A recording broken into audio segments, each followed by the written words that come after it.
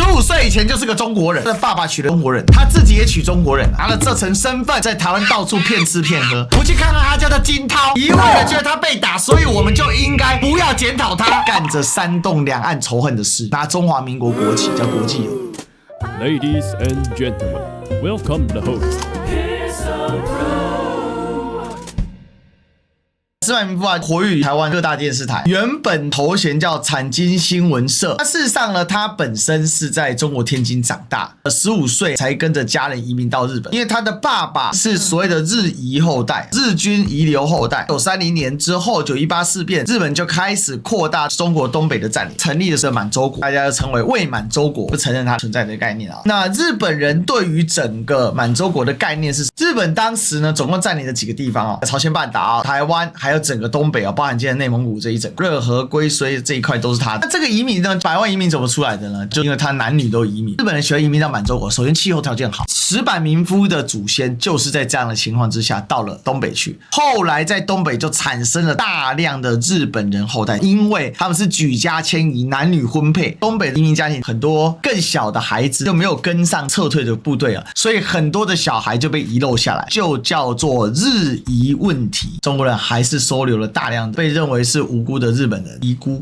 所以这些日移就很多就被中国人给收养。日移呢，他就改姓了汉姓，祖母上夫成为了陈广，日本投降经济困顿，逼不得已将5岁的女儿与3岁儿子送与一名金姓天津工厂工人收养，所以他们很多回去到日本了。但是石板的祖母呢，改嫁依中国法端，并随夫规划中华民国国籍。这里有一个疑问，怀疑啦，石板的祖母可能就是中国人，因为他爸爸跟东北日移问题的那种移民过去做农民的不太一样，是来做生意的。他的祖父因为多数不会改嫁中国人，因为他嫁的是日本人啊，所以一般来说随着日本撤退的部队就回到日本去了。因为当时日本是这样嘛，部队被带去远东地区做劳役嘛，纯粹怀疑。改嫁之后呢，就到了台湾哦。他的一个说法，他的爸爸就变成移华日侨，在华遗孤啊，因为从小被中国养父养大，其实本身就被汉化了，又娶了本地的高中女教师相恋。日本跟中国正式恢复正常的时候，石板命运扭转了，因为当时中国真的是一穷二白，日本已经恢复了经济荣景，因为日本在2战之前就已经是已开发国家，改变之后呢，就被平反，尊称成国际友人啊，因为他的血统，但是他是实打实的中国人，所以啊，他可以担任天津市政协委员。如果他是日本人就不行嘛。这个时候呢，终于石板民夫出生，石板民夫今年51岁了。因为文革的关系，石板大决心离开中国，要回到日本。就在这个时候，因为中日关系恢复正常了，所以把日本遗孤带回日本，这道门也打开了，他们就举家同心回到的日本。这里有没有看到一个关键？石板民夫的祖母，在他祖父被流放到西伯利亚过世的时候，他的祖母嫁给了中国人，他的爸爸被中国人收养，他的爸爸娶的是中国人。石板民夫本身有中国血统，他的爸爸虽然叫石板大，但事实上是有汉文名字的，姓金。所以石板民夫汉名做金涛，1972年出生，1988年他才正式到日本去定居。也就是说，他生活的前15年、16年都是在中国生活，他在大陆学习成长，到了高中啊，所以他的母语是汉语啊。日本人不觉得他是日本人嘛？从小在中国长大，他怎么会是日本人呢？2024年，石板民夫申请加入中华民国国籍，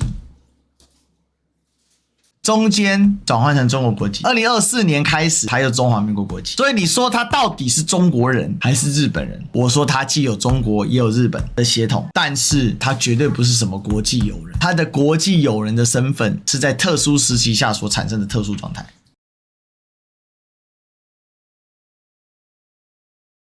他这次为什么会上新闻？主要原因是因为他被打了。那被打这个事情，我要严厉谴责暴力，不该用暴力来面对处理这种事情，非常非常的蠢。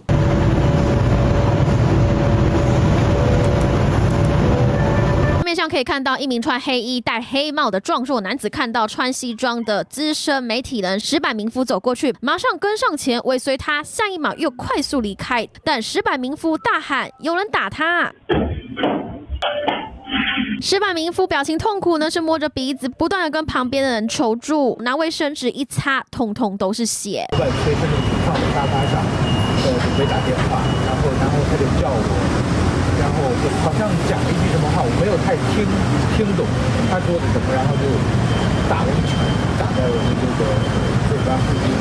有意见吗？廖姓嫌犯移送地检复讯时不见任何悔意。中国籍廖姓嫌犯6号尾随殴打7月2号，他从香港搭机来台，期间换2次饭店，班前一晚还特地换到活动会场对面的饭店。6号攻击石板民夫后，准备搭机出击。廖姓嫌犯攻击石板民夫之后，再搭乘计程车来到台中清泉岗机场，在12点54分，他选择最低一班，而且是第3方的航空公司，要飞往韩国釜山。办案当天11点38分，警方接获石板民夫报案，廖姓男子绕到逢甲夜市买衣服变装，12点54分抵达清泉岗机场，现场买机票，在下午2点51分经由自动通关准备出境。没多久，移民署接获通报，就在候机室发现廖姓嫌犯的身影，距离登机门关闭只差20分钟。从左手的刺青上面一看，我们确认就是他。如果我们再晚20分钟，他可能就出境了。这个图刚好解释这整件事非常荒谬啊！首先呢，心思缜密，有备而来。在我看来啊，漏洞百出啊。第一个呢，如果你要教训石板民夫，你怎么会是用拳头呢？是应该要有一个除了拳头之外更加强大的存在。再说一次，严厉谴责暴力。我现在以上所讲的都是针对现在所谓的跨境镇压的说法。什么是跨境镇压呢？因为最近中国大陆通过了一部法律，民进党就夸大这叫跨境镇压，针对境外的人来进行镇压。所以这个就是从中国派来的特务来台湾镇压异议分子。你既然真的要跨境镇压了，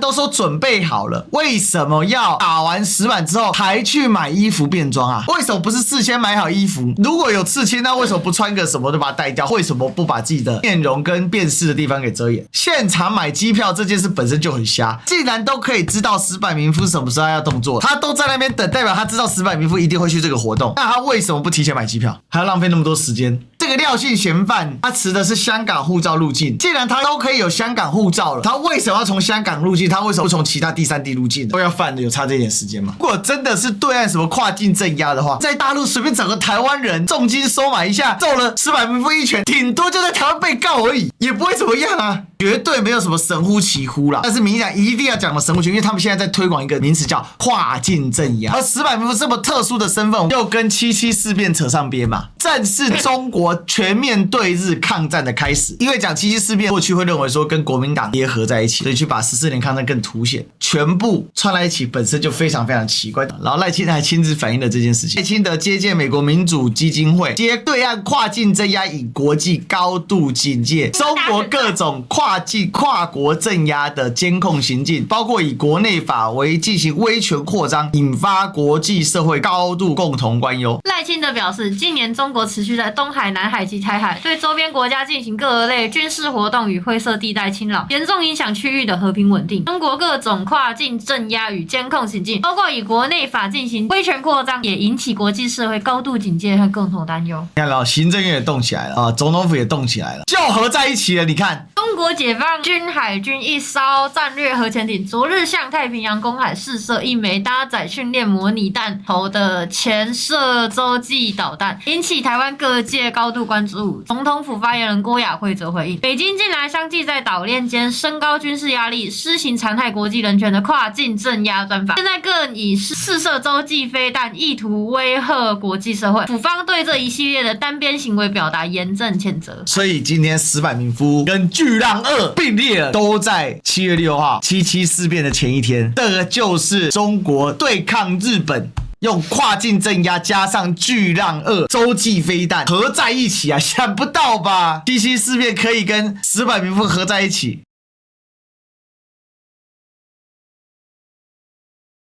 石板民夫这个人最精彩，他其实超级无敌绿哦，这个超好笑，因为石板民夫曾经是大陆籍，董志生就酸他洗产地了。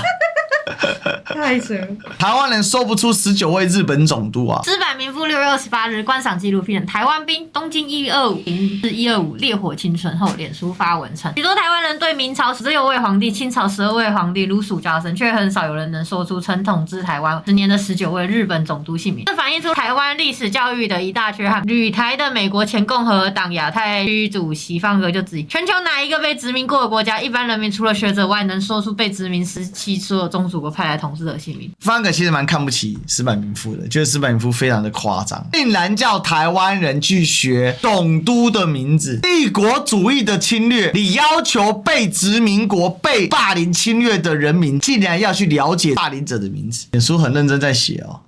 照这个逻辑，日本人真应该把曼哈顿计划的科学家名字记起来。我靠！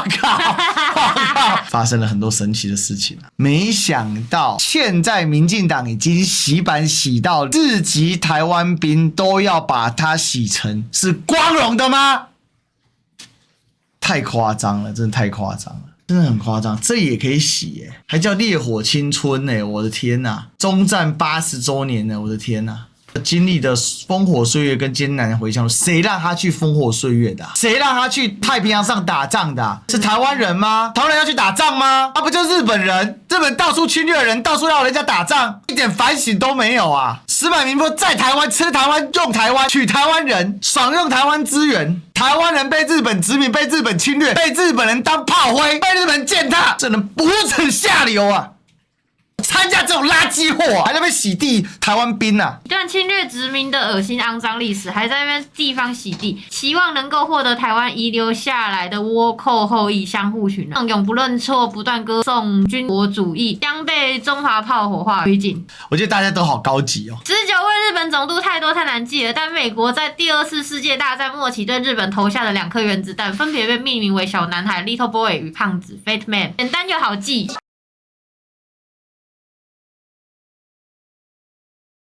想要郑重的邀请一个石板民夫。昨天呢，驻日本的新任的美国大使到日本赴任，叫乔治·格拉斯。这个日本大使他是川普总统的好朋友，他在东京的机场上就对着记者说：“我们美国要和日本联合在一起对抗中国。”这个口音那边喊对抗中国。美国的川普总统给台湾加的关税是32%，台积电也过去了，干嘛为什么还是32%呢？日本是24%，韩国是26%，为什么越来越高呢？越亲中的国家关税越高，越亲中的国家关税越高。台湾为什么要32%呢？因为台湾还有很多人在亲中，在新的国际秩序之中呢，台湾要做出自己正确的选择。那么，我觉得台湾的民主是台湾的政治，虽然有各种各样的问题，但是台湾呢有全世界最成熟的公民社会。现在全世界都看着台湾，台湾的政府是选择把台湾变成世界的一员，还是变成中国的台湾？每个人希望大家用自己的联署签名，能够把台湾回到正确的方向。谢谢大家。台湾好水话，不行啊，石板。我知道为什么大家没有办法那么红，他讲话毫无魅力。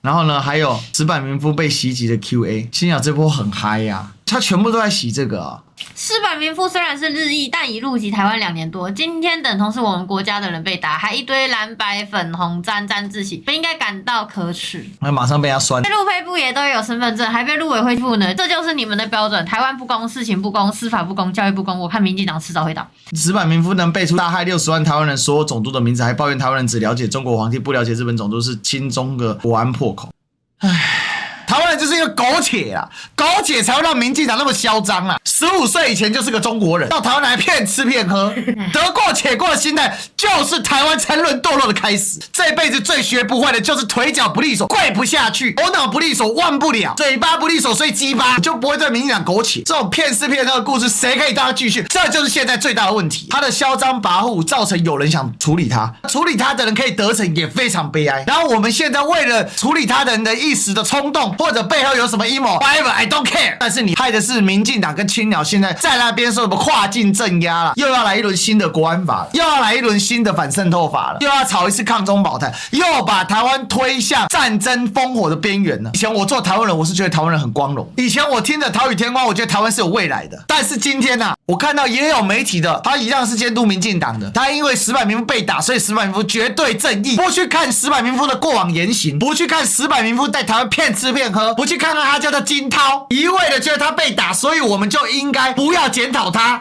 就是你讲到这个，他就说哦，那你舔共啊，你那么喜欢中国不会游过去哦？靠背杀小了，台湾人是不能检讨台湾是不是？你崇拜石板民夫，崇拜一个要求台湾背下19个杀人犯总督。如果你对蒋介石来台湾搞白色恐怖恨之入骨，那你怎么不看看白色恐怖之前日本在台湾的清乡杀了多少人呢？每天干着煽动两岸仇恨的事，有着一半中国人的血统啊。他的爸爸娶的是中国人啊，他自己也娶中国人啊，他的孩子只剩下1/4的日本血统，但是拿了这层身份，在台湾到处骗吃骗喝，拿中华民国国旗叫国际友人。我呢叫 AI 整理石板民夫过往言行，因为我跟你讲，连我们的 AI 都被毒化了。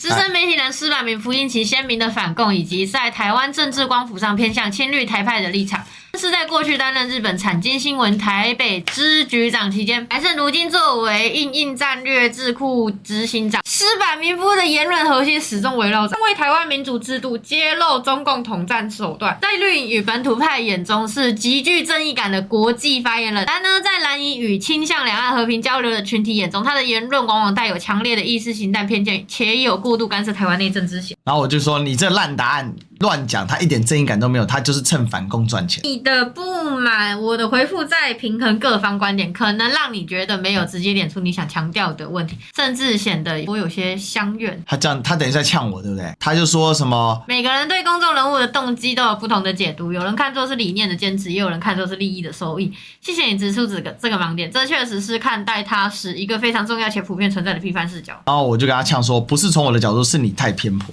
提醒，对，是我在试图呈现两造观点时，反而落入各打58大板的盲点，没有把外界对他最核心的质疑点说透，看起来就像是被他的论述带着走一样。这确实是我处理不够严谨。光是他会上8种节目喊大的罢免，你觉得他是正义感？确实点出了他行为上最大的矛盾。如果一个公众人物的核心动机是基于宏大的国际战略、地缘政治或新闻专业的正义感，他发言的场域应该是在学术研讨会、主流媒体智库或国际评论专栏。然而，他选择频繁出现在像8种色图日记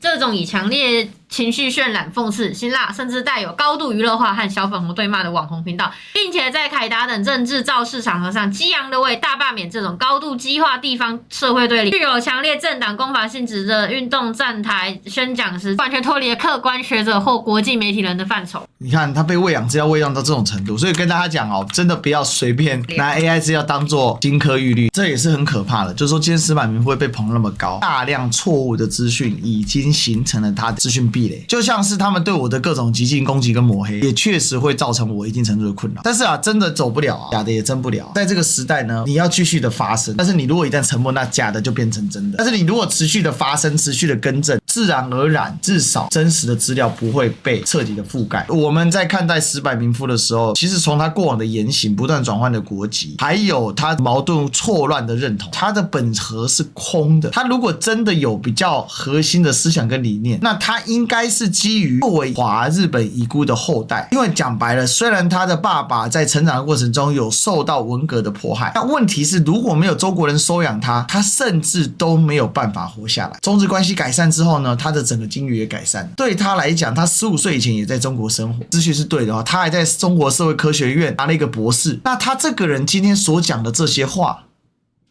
有多少出自真心的，本身就非常非常值得令人怀疑。